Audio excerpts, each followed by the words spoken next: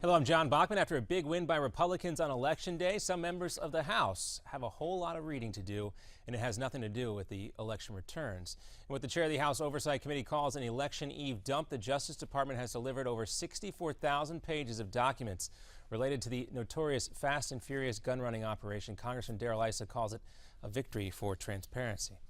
And we have a new race to call for you this morning, or this afternoon, I should say. The Associated Press has just projected Colorado Governor John Hickenlooper as the winner of that state's governor's race. A few other races, including governor's races in Alaska, are too close to call. We'll keep you updated as more of these results pour in.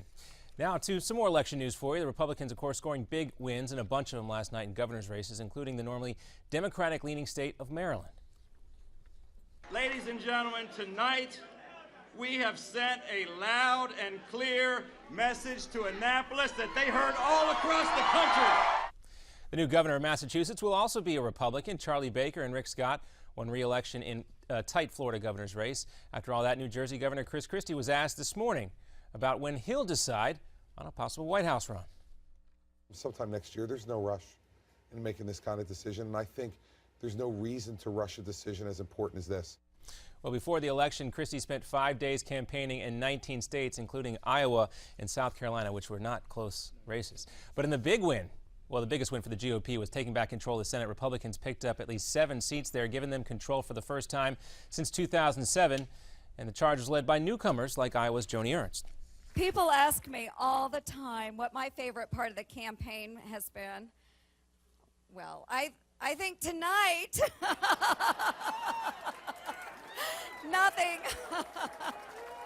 Nothing is going to beat tonight. And North Carolina's new Senator-elect, Thom Tillis, beat incumbent Democrat Kay Hagan. We have swept this nation with a compelling Senate. So, somehow I think Senator Reid's going to have a different office assignment come January.